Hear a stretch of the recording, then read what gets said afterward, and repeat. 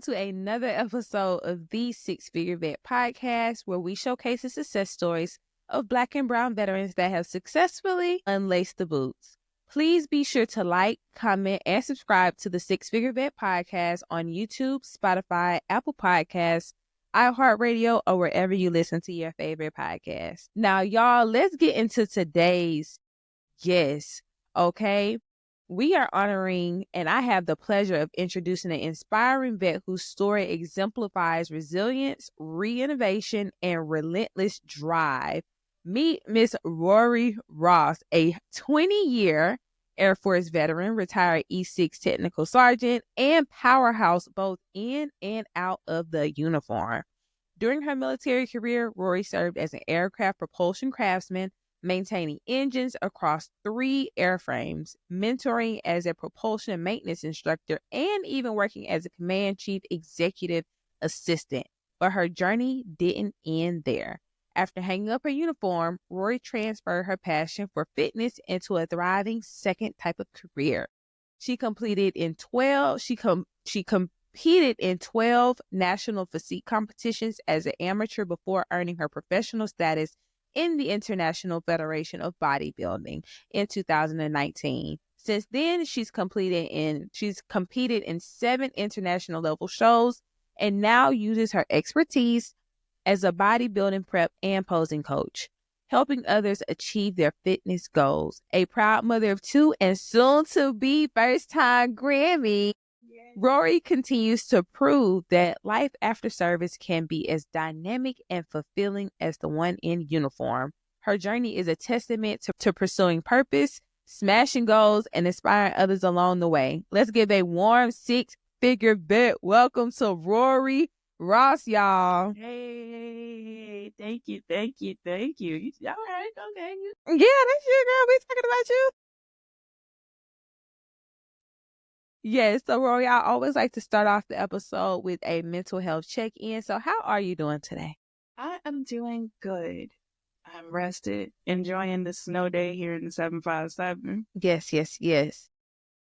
No, really, mentally, I appreciate the question. Thank you. And I'm doing good. Every day has its own challenges. My motto is every day that I try and make progress. I know that's right. And yes, I was really hoping that the snow did what it was going to do like it did last time. We supposed to got some snow and just kind of Sprinkle to move on. Nah. Yeah, but baby, it came. Did. And it said, what's up? Thought we was playing with him, but for real. And obviously it wasn't. Yeah. So, Rori, where are you originally from? Give us the backstory of Rori before the military, before the Air Force.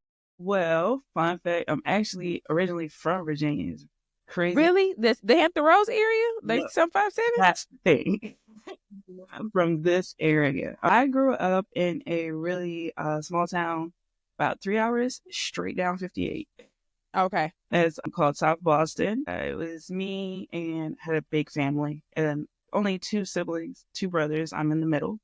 But we had a big family, and yeah, it was different growing up in South Boston. It's a very small town, very rural, but if you've ever been to the 757, I kind of liken it to Portsmouth. Okay. Go with the bad and do what you will with the rest. Yeah. So TikTok, go on TikTok before they ban it in TikTok Portsmouth. Yes, it is. Get you an idea of what she's talking about. Did you see what they did at the Walmart? The self-checkouts?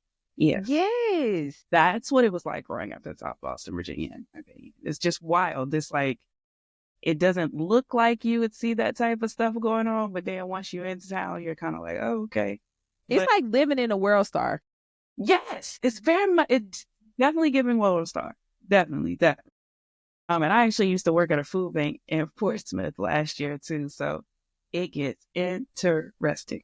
It gets very interesting in Portsmouth. I live in Virginia Beach, so I stay in Virginia Beach, and I'm not from the area, so I just like moved here. But I used to come like visit all the time. I'm prior Navy, so like all my friends were here, and I would only get to stay like little bits and pieces. So I used to be like, oh, I want to move to Portsmouth, and they was like, girl, no, you don't. Stop saying it. Don't say that no more. And I'm like, all my friends there. They're like, no, baby, you need to explore, get out. And then once I like came over to Virginia Beach and Chesapeake, I was like, yes. And I had a lot of friends that I ended up going based off of friends' recommendations, and that's how I found Chesapeake. So thank God for friends that recommend. Thank God for friends, okay, that will check you Yes. and save you. But yeah, no, it's been a fun move. I really love Chesapeake, that's for sure. In comparison to what I grew up with, I think growing up, I definitely wanted to have more people around me, more opportunities to do stuff. And that's kind of like the little life I created here. I love that. How long have you been here?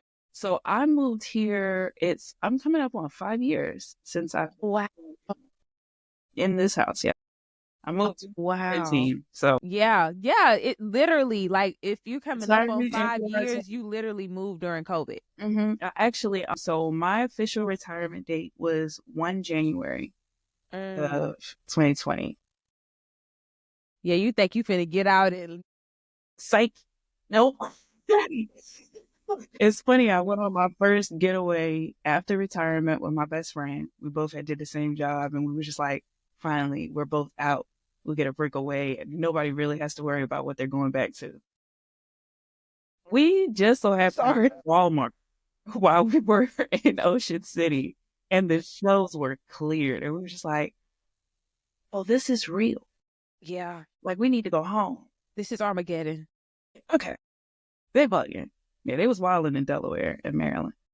Yeah, it was really bad. So what made you want to join the military in the first place? And how did you have the sense enough to join the Air Force? Because we be getting got, okay? The Army and the Marines and the Navy be like, I don't know how they be getting this. So how were you able to secure I got very lucky in that selection. I remember my father took me out for driving one day, and he was like, well, you can't really swim like that, so can't join the Navy, and you ain't really one for guns, so the Army's out the question. I was talking to this lady at work about the Air Force, and I think it'll be a good idea. Shout out to Pops. I was like, okay.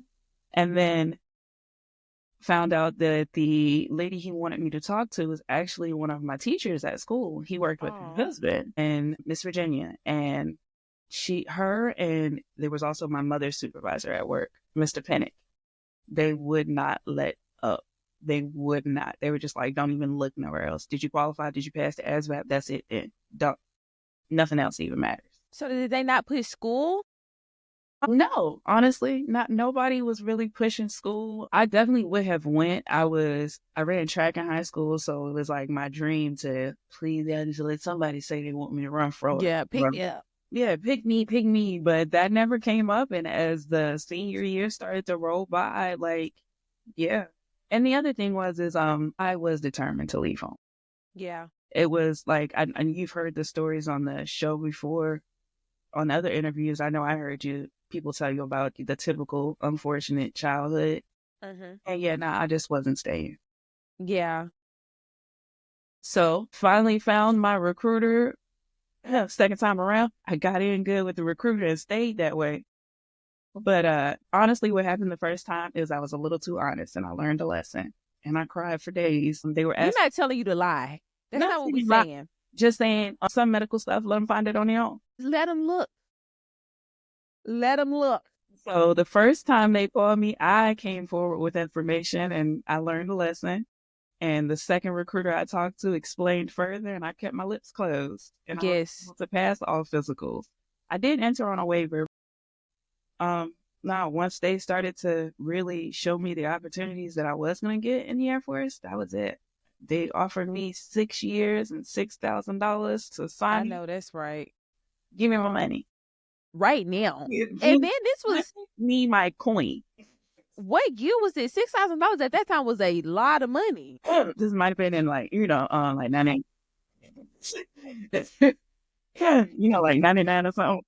But like the 99 after 2000, like juvenile. That's the one. Yes, 99 2000s. Yes, I was coming out on top. Girl, I thought I was balling with that $6,000 when I got to my first base. Listen, I understand. Bought a futon for my dorm room and everything. What's up, baby? You was fancy and schmancy. Right? And anybody that ever lived in any kind of dorm, barrack, anything, you get it. You understand?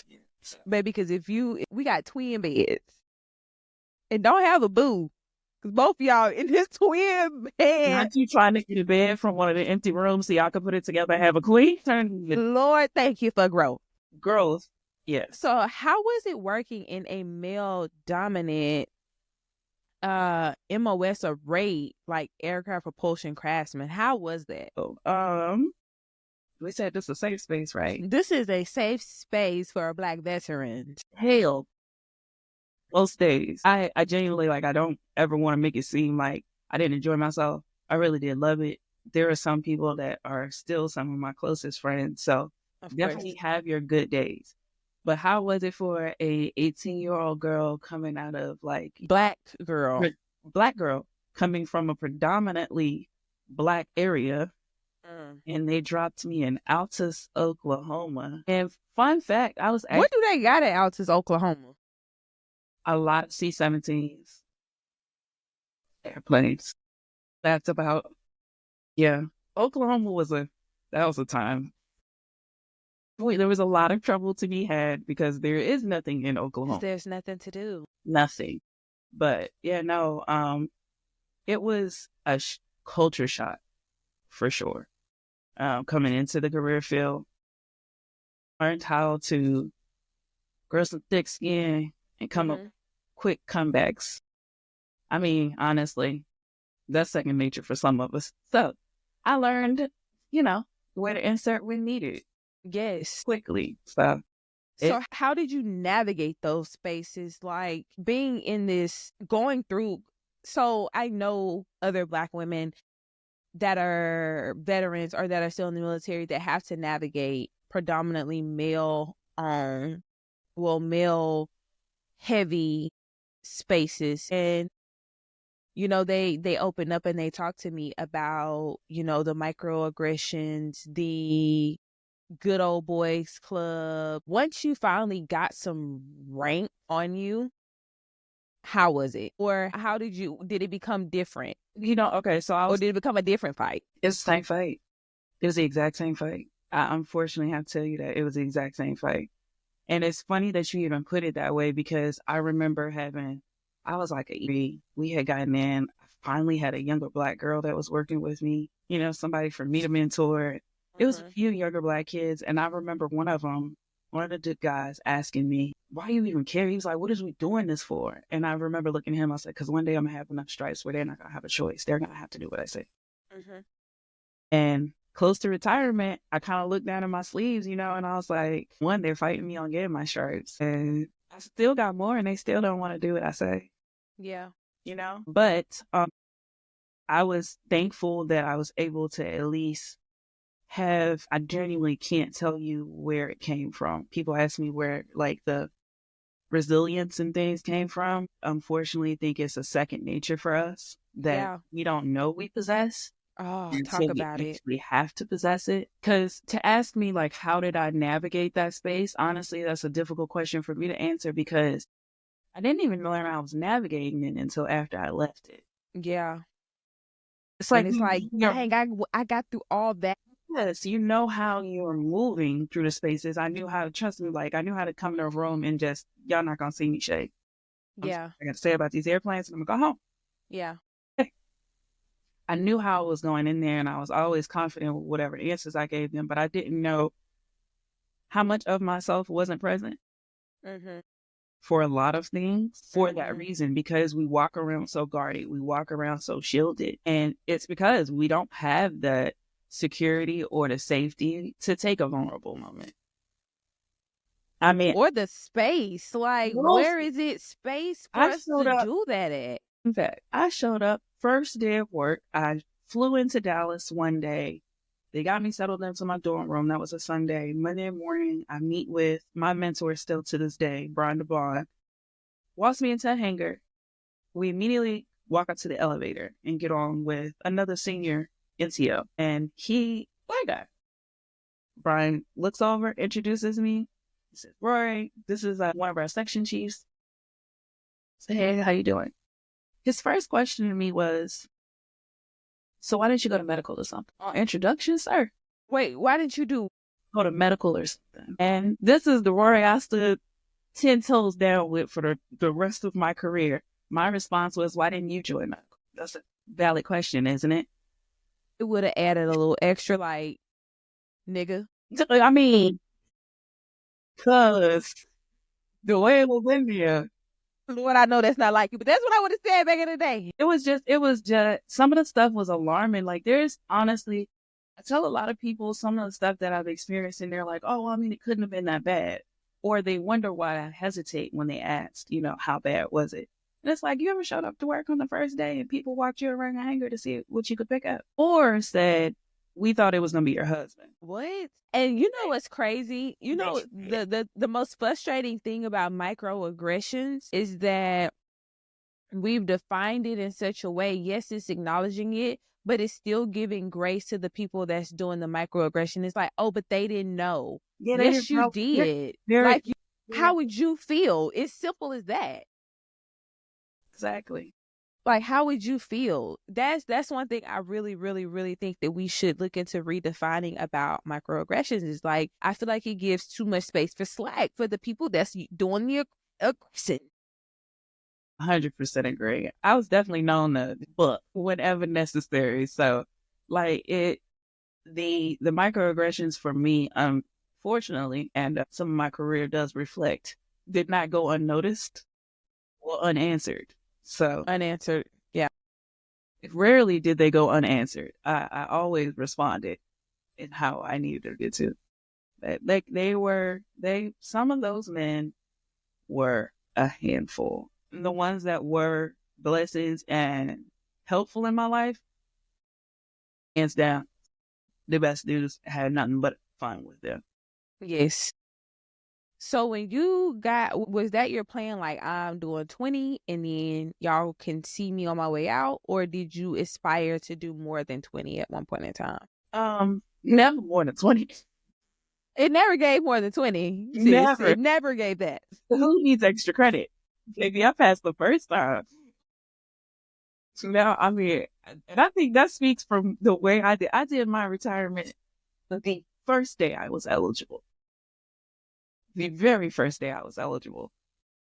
Not you had a calendar of like 19 years, 1 month. 19 years, 1 FaceTime my best friend and everything. But I don't think that I ever went into it saying I'm going to do 20. Mm-hmm. I think that because I didn't really have a plan when I did it. I just really just wanted to get away. It was really just let's see what happens.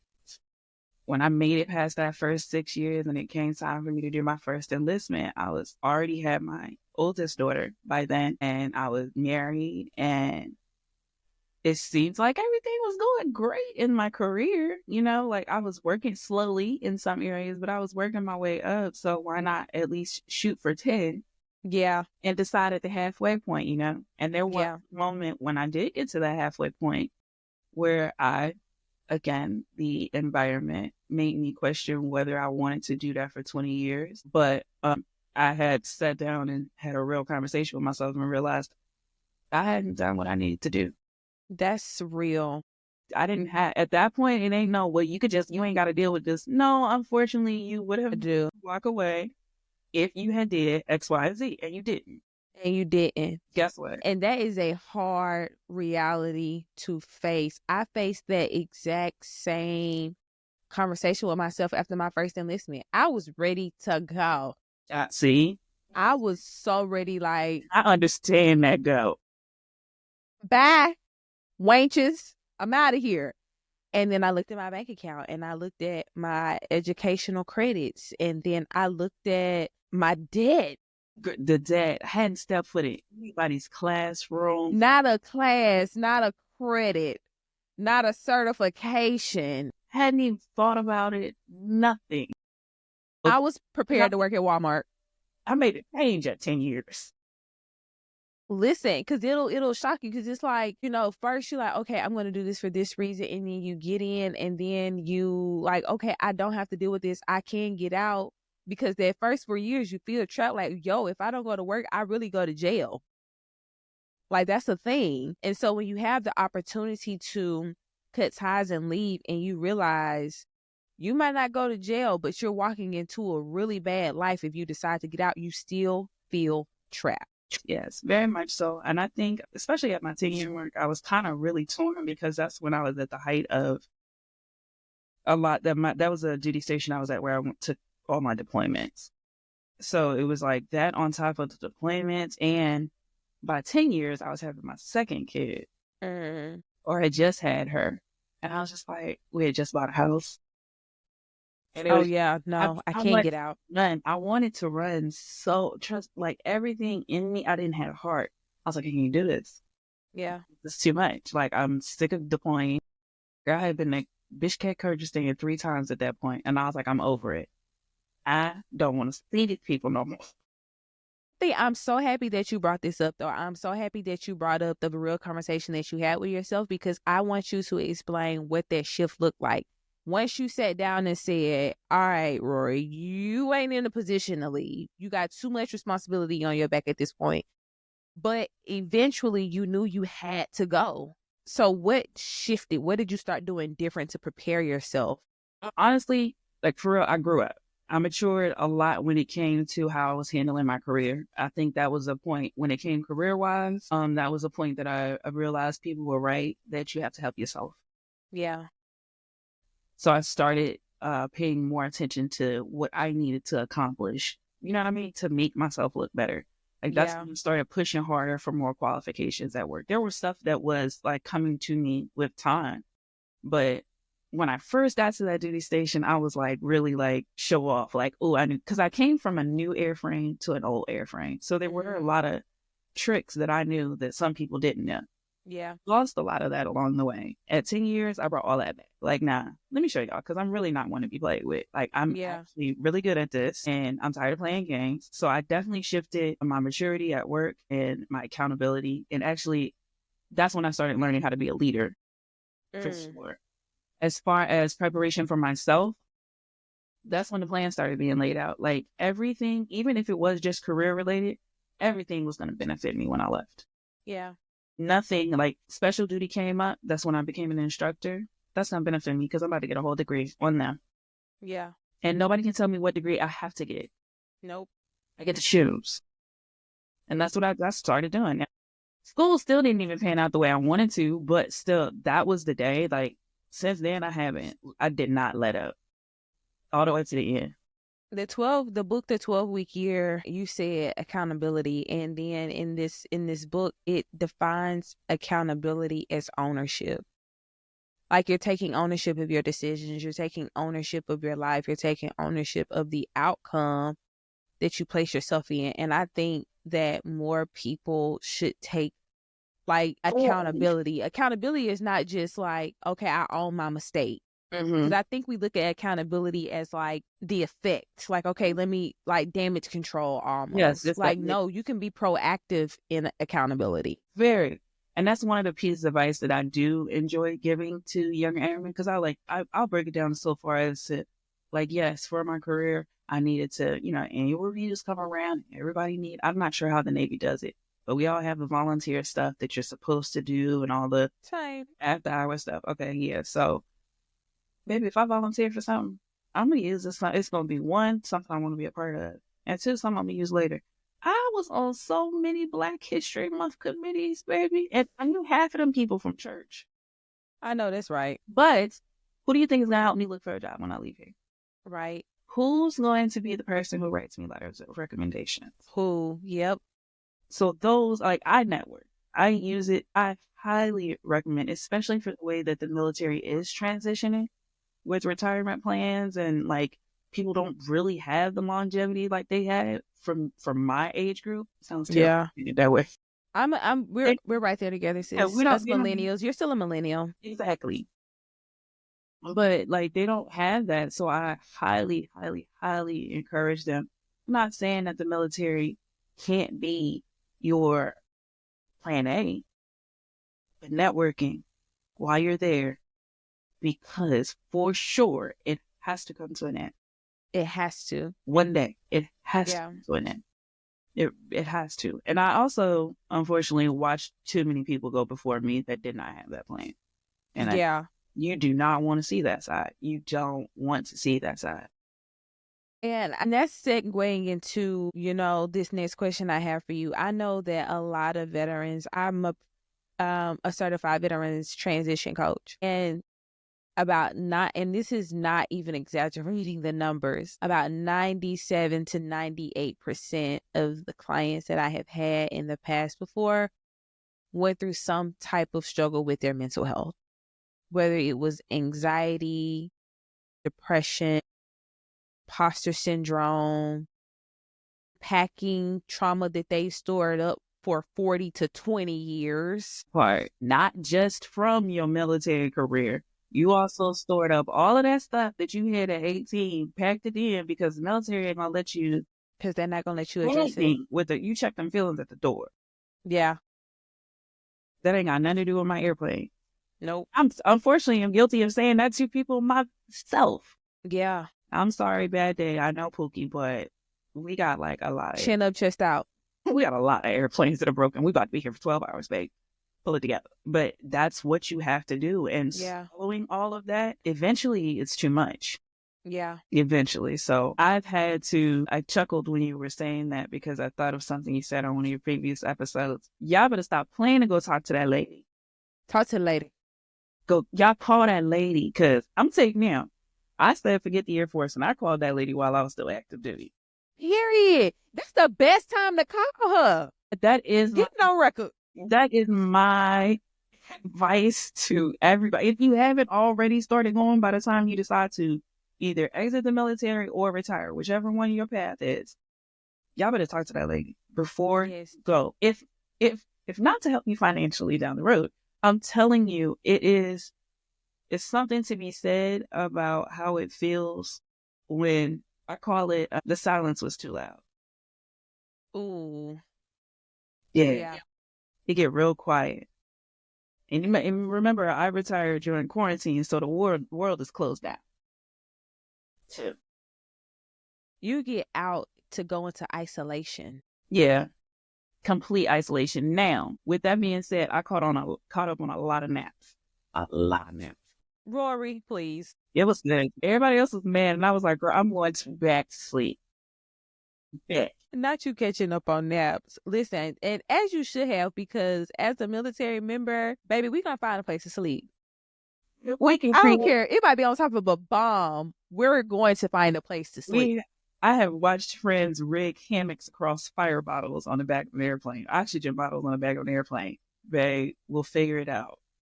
We will figure it out. And we always got a sleeping bag somewhere anyway. A jacket. I don't even need a sleeping bag, baby. Give me the, I'm about to take this parka off. All I was about to say, all I need is my Gore-Tex and then a skull cap. Gore-Tex zip up to here and the skull cap pull all the way down. This is all I need. Yeah, I'm chilling.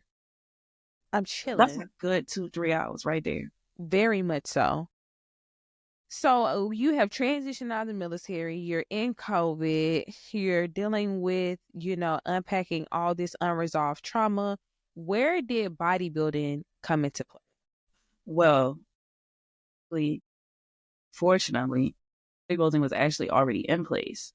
So I retired in 2019, but I had did my first bodybuilding competition while I was still active duty. That was in 16. I'm not bad. March 17th, 2016 was my first show.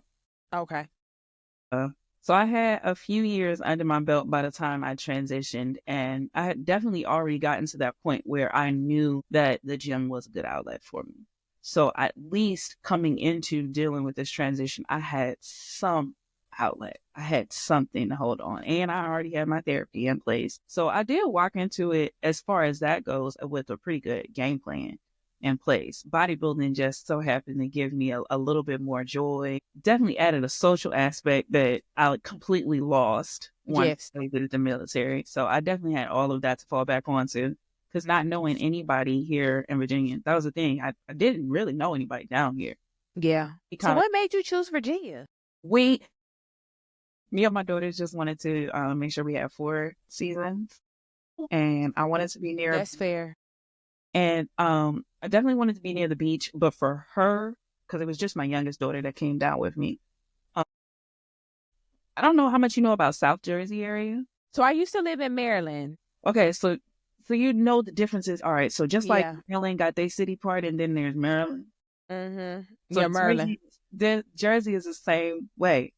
There's, North Jersey, Manhattan, all of the stuff that everybody like to go see, and then there's South Jersey. Then there's South Jersey. Yeah, that's like Camden. Dang, got it. That's the one. Yeah, so like my Camden people, listen. We love y'all. You gonna get me beat up by Portsmouth, Camden. We love y'all though. We love y'all. It's a beautiful aquarium. It's a beautiful aquarium. Nice attraction. That area out there is like, it takes you forever to get to anything.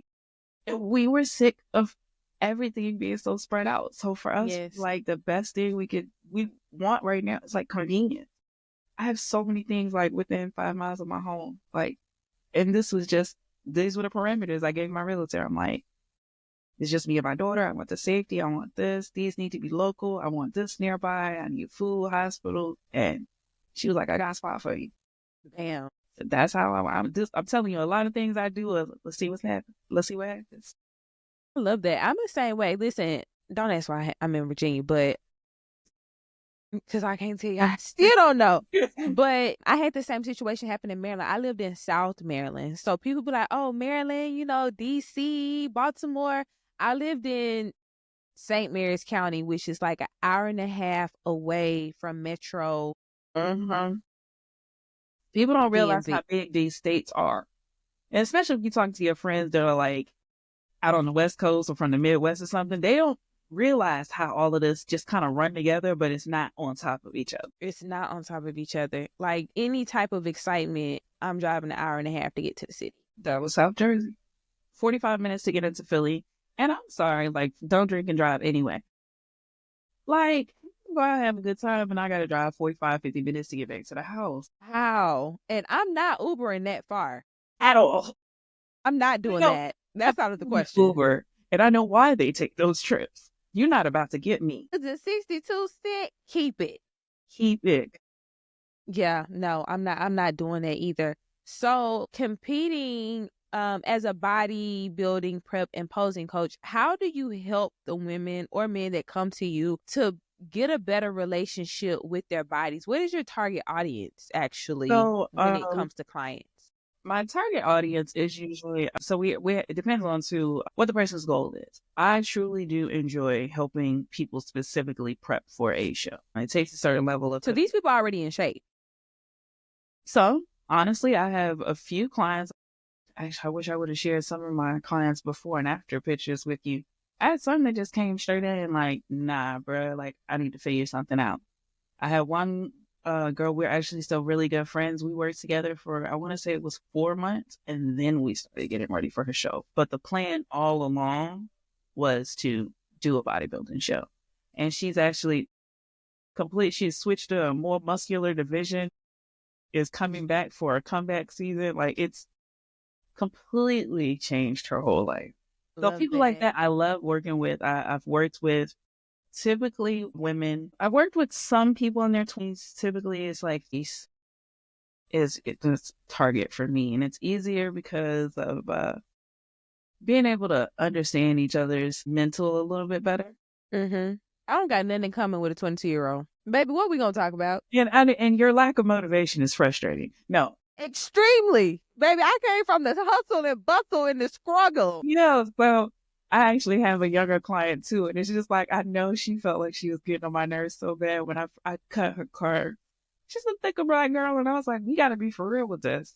And I cut her carbs down really low, and she called me, and oh my God, I felt so bad for her. My heart was breaking in Walmart, but at the end of that conversation, I was like, so. She was like, so can I eat? Nah. Like, I'm sorry. Compassion, but I do not care. I don't. I've had clients ask me, well, I'm going out of town. I had a girl tell me, I think she went to Costa Rica or Brazil. Something like that. But they had like an Airbnb.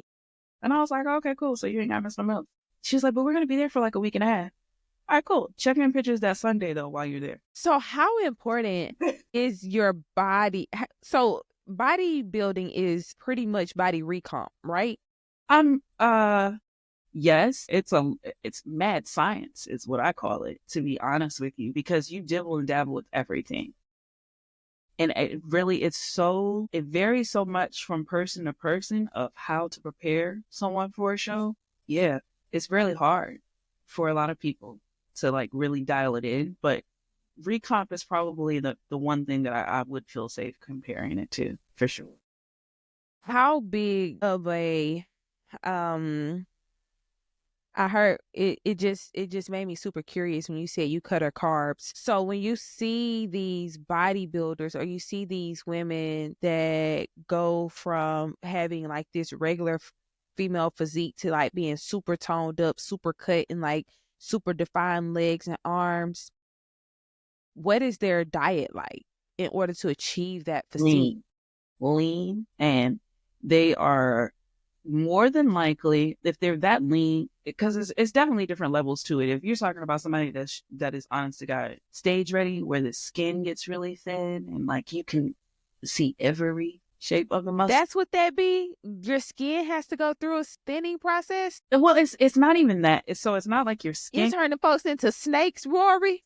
Is that we're taking away all of the layers. Like when you look at a person, you're looking at the skin and a little fat and a little water and not as much muscle. Honestly, that's the only difference for most people, is that the lack of muscle is there. And if they are to the point where there's nothing in between their skin and their muscle, that's extreme calorie deficit. And I hope that their show is within a couple of days. But in order to get to the point where, you just got a nice shape to your arm and everything is toned, that's just a balanced diet. It is a clean, balanced diet, though. And that's the hard part for it. Like, I mean, in my past, what I have seen is the majority of individuals love their sauces and their cheeses and things like that. And they can keep a clean diet until it comes to adding in the little things like that. And that's where I looked at the back of a ranch bottle the other day. I was like 130 calories for a tablespoon. Is diabolical. What is y'all putting in this? That's how when I first started bodybuilding, I had a cousin who was in the Navy. She was stationed out here too. And she had started on a few shows. So I was like, I just watched her growth. We would talk a little bit about diet. But for myself, I was like, I didn't want to really dive in head first. So I was just kind of like, I'm going to start reading the labels at first. Like, I worked out a lot, but I did CrossFit at the time. And like back then, my mentality was, I work out so I can eat what I want.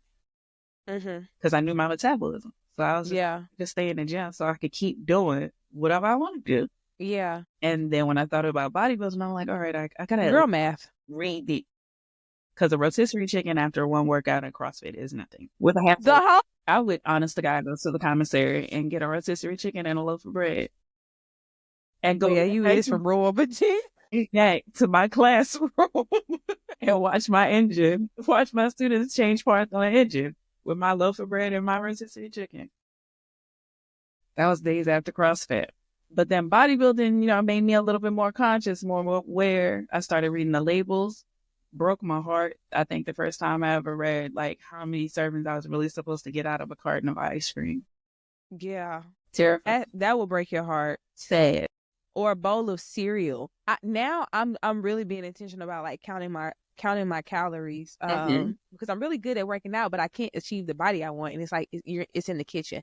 So this morning I'm in the kitchen with a cup measuring out my cereal, like, okay, this 160 calories. I can't go over because I only got this calories.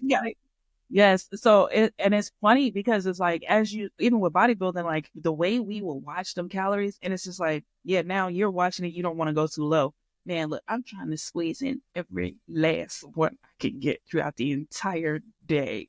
When I think the most I've gotten up to is eating at 4 meals a day, I want to say 3 meals a day at least, all have 5 ounces of potatoes in them and 5 ounces of chicken.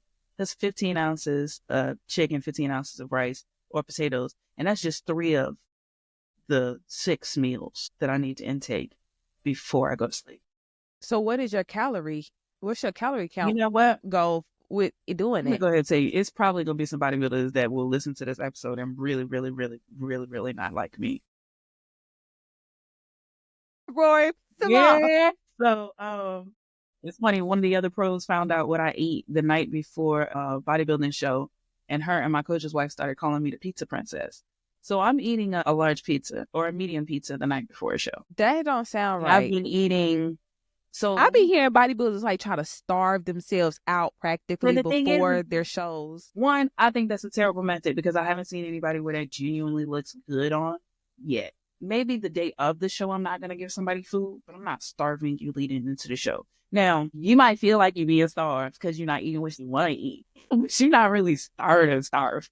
I mean, you starving, but it's like not malnutrition starving. Like, you hungry or whatever, but you're not like starving. I definitely got some girls that's going to fight me over some words like that.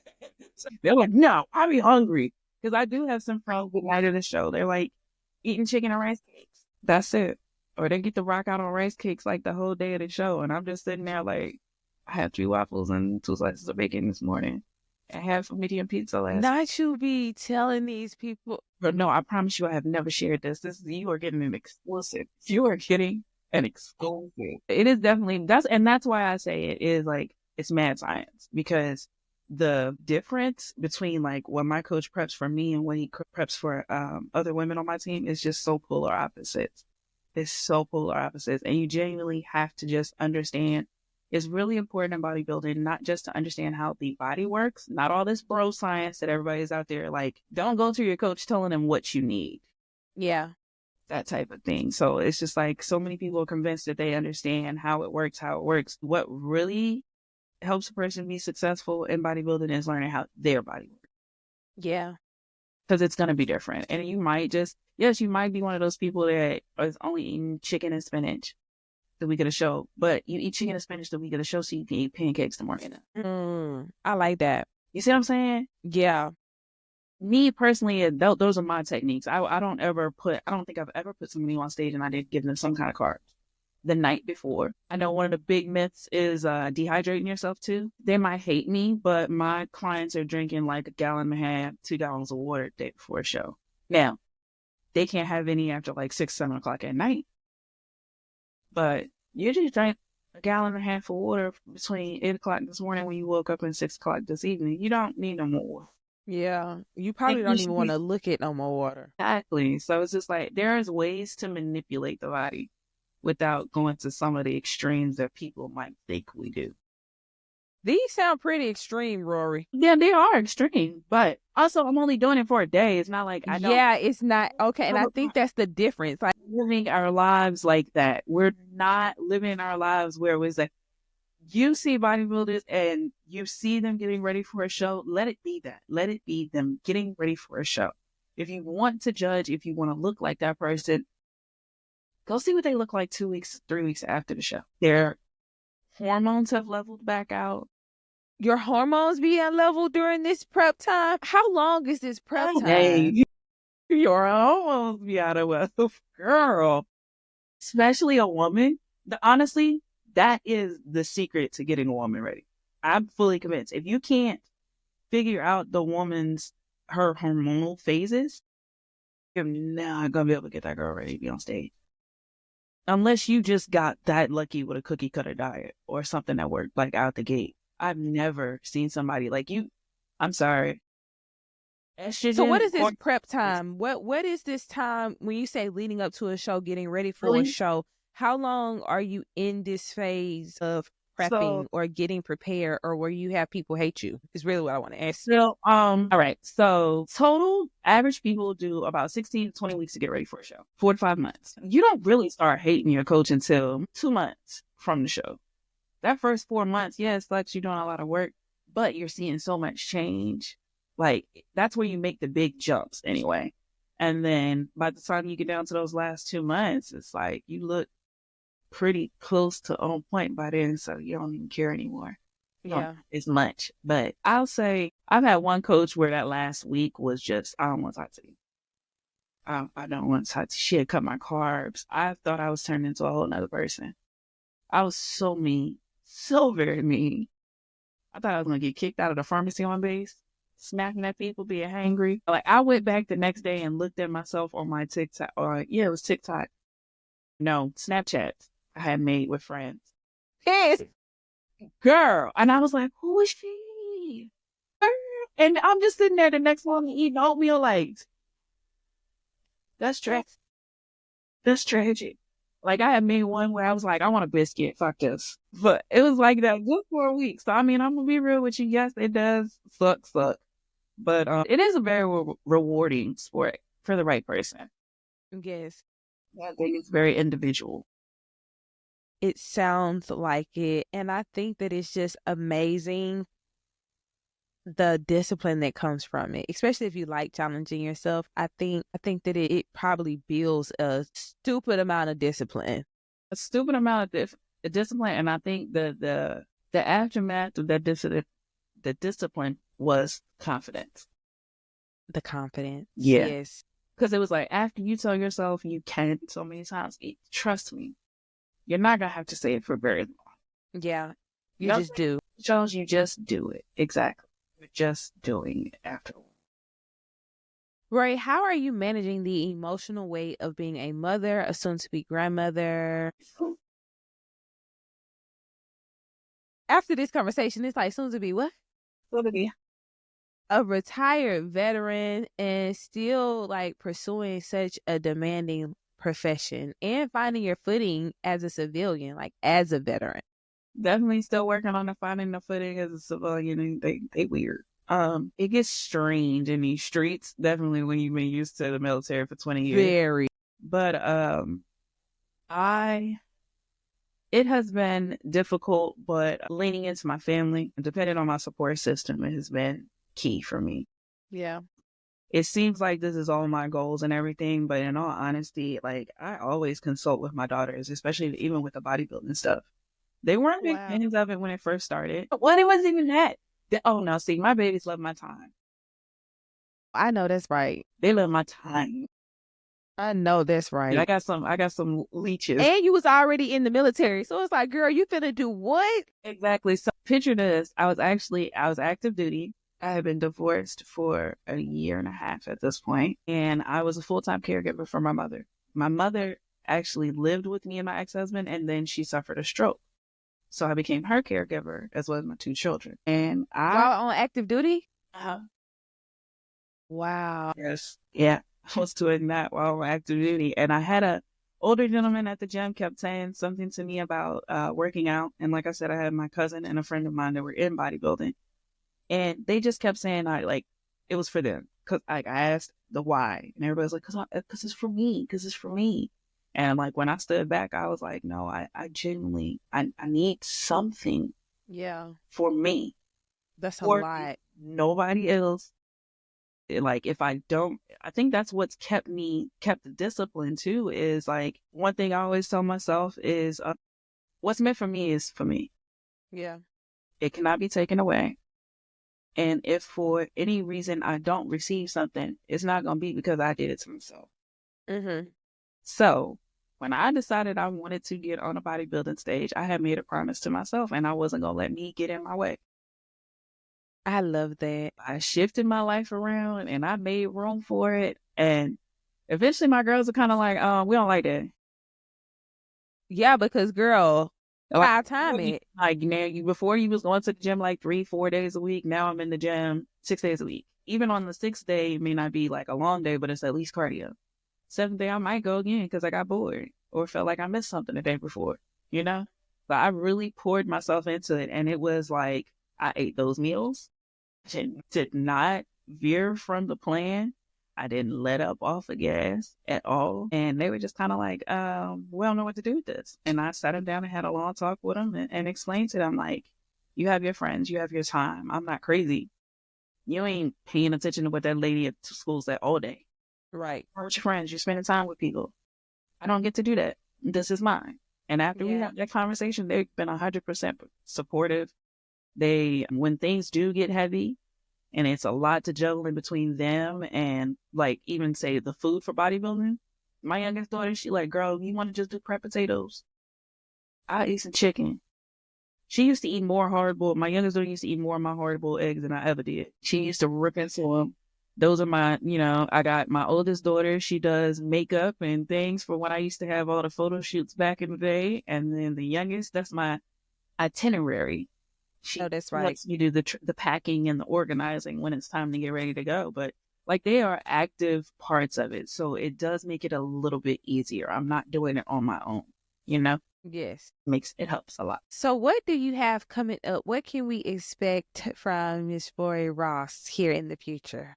In the future, I'm going to keep embracing this retired life. I'm going to continue to I want to take advantage of some more opportunities that I have as far as training that I can see through all of our veteran connections. Yes. So hopefully you will see me possibly entering back into the aeronautical field in some aspect. I do have at least want to work on certifications for that. So hopefully we'll see that soon. But as far as bodybuilding, right now, I have cut back on a lot of stuff. I had a lot going on and wanted to take some time for myself. Y'all, 43 is not 23. I'm just saying. Really? That's pressing. Even 33. Whoa there now. It ain't a perimenopause road. So no, I just wanted to. I was hoping they've been lying all this time. They're really not. The ones before us have done us dirty because they should have informed us a lot better. Why? Older generation. What is they called before the millennials? No, because that's really me. That's Gen Xers. It's them other ones. The ones. No, wait. If you were born in 80 what? 81. So I'm right. You are millennial. I was raised like a Gen Xer. I didn't have parents that was gonna really raise a millennial. Because I can even tell you now, like 80. My brother was born in 83. Nah, he might have been the millennial, but me, no. It wasn't so much. I was growing up in a big family. I was like the baby of teenagers, so that's where I got grouped in. Yeah, Yeah. But I'm still, so we're going to put you in that category. Listen, y'all did a terrible job at prepping us. Horrible. We're so misinformed. 0 out of 10. So with that being said, I gave myself a little grace over the last year. As you deserve. Took some time to work on some medical things that needed to be diagnosis that I needed. Learn, baby, I am a bodybuilding yoga at this point. I'm loving my stretching and just finding other modalities of fitness has been fun for the last year. But you will see me back on stage one day. We are excited. Tell the people they can reach you at. You can find me on the beautiful Instagram. That is the one that I'm the most active on at the diva_Ri. R-I. That is me. We love it. Well, I just want to say thank you. Thank you for your service first and foremost. Thank you for breaking barriers. Thank you for showing up in spaces where we are underrepresented and sometimes overlooked, especially in the Air Force community, and for helping beautiful women get their confidence back. Come on, because we need bodies. Come on, body. Because I'm right. You like, even if they hate you for a little while, it's okay. Yourself at your best, where you just like, no, I got this. Right. Exactly. That's how we need. All of us just need a little glimpse. I agree. Well, this has been another episode of the Six Figure Vet podcast, where we showcase the success stories of Black and brown veterans that have successfully unlaced the boots. The Six Figure Vet is out.